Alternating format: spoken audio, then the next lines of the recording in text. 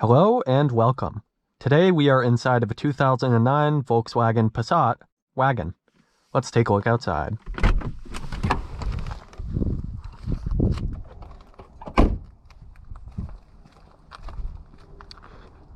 So this car is powered by a 2-liter turbocharged engine making 200 horsepower and 200 pound-feet of torque. Let's open up the hood and take a look at it.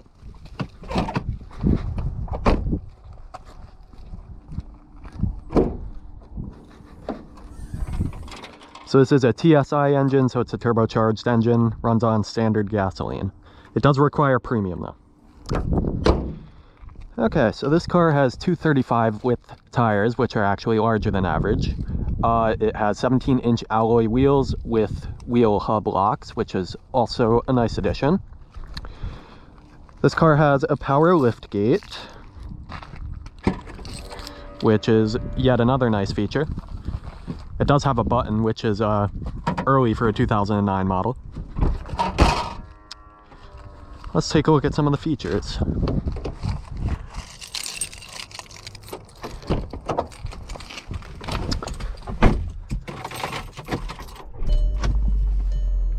Okay, so some cool features about this car. It does have a ratcheting center console, which is nice. Sorry, that's a Bluetooth receiver. This car is a 2009, so it does not have any infotainment system, no backup camera, but it does allow for connection through Bluetooth with an adapter, which I have here. So I mount my phone right there. I can use that for music, GPS, etc. This car has 207,000 miles, original engine and transmission, so it's held up well. I've had it for about 17,000 of those miles. This has a full power sunroof, so that works with that knob right there. It does have a vent function as well, which is actually a variable vent function. As you can see, you can actually adjust multiple different levels. Another nice feature, it has the standard sun visor right there for the front and the side, but it actually has an additional front visor for when the side one is being used. So that's a nice feature. This is aftermarket here. I have an aftermarket steering wheel cover and some aftermarket lights for the inside of this car at night. But yeah, that's most of the features. It does also have a cruise control lever versus a typical button function on the steering wheel, which I actually prefer. And some other early features for 2009. This car has 12 airbags, which is certainly a lot even for today. It has a light switch versus a light lever, which is typically found in modern cars today, so that was ahead of its time. And it also has an electronic parking brake, which is yet again ahead of its time. So, let's take this car for a ride. So this is powered by a 6-speed tiptronic automatic transmission. It does have overdrive, which means I can select the gears like so. But typically I just drive in standard economy mode or whatever the average drive mode is. We are currently in Ninigrit Park in beautiful Charlestown, Rhode Island. Very nice spot. So some of the characteristics about how this car drives.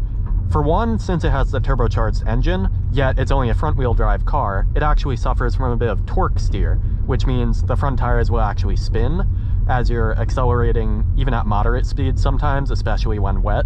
This car does not have a great grip of traction, but I also do have slightly low tread on the tires, so it's a bit worse than it would typically be right now. This car does have a sport mode, just labeled S, where it'll, as you can tell, just upshifted. So it makes the engine rev a lot higher. And even though this is a station wagon, a family vehicle, it actually has a pretty common tendency to redline in each and every gear when you put it in sport mode, which is pretty funny. Yeah, so day-to-day driving this car, this is my daily driver. It's a very exciting car to drive. It doesn't seem like it would be, being a basic station wagon, but it also does have that turbocharged engine, the 200 horsepower, so that definitely helps out with that.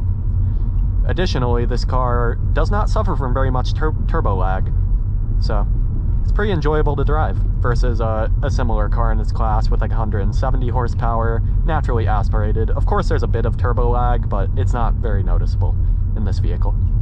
It does suffer from a lot of tire noise. Not so much wind noise, but tire noise is definitely present while driving this car.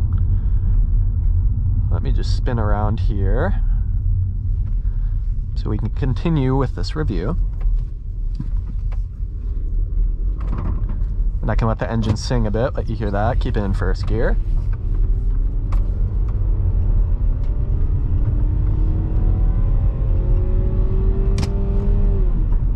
You can actually hear the turbocharger spool up in this engine. I'm not sure if you heard it there, but that's a pretty enjoyable trait for this car.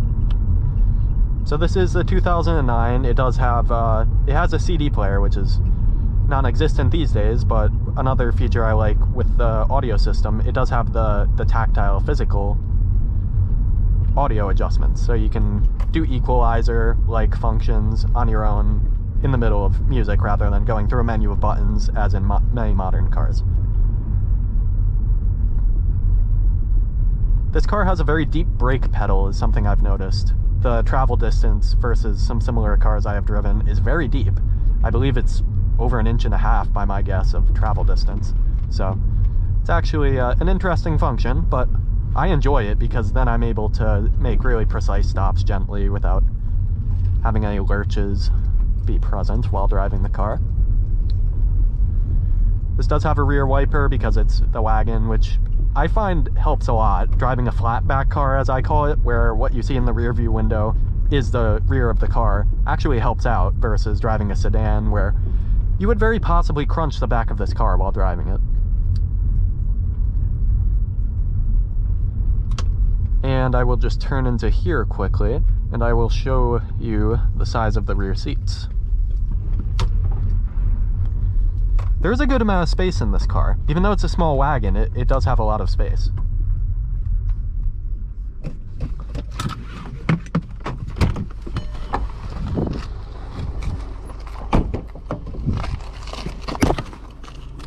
Sorry about that.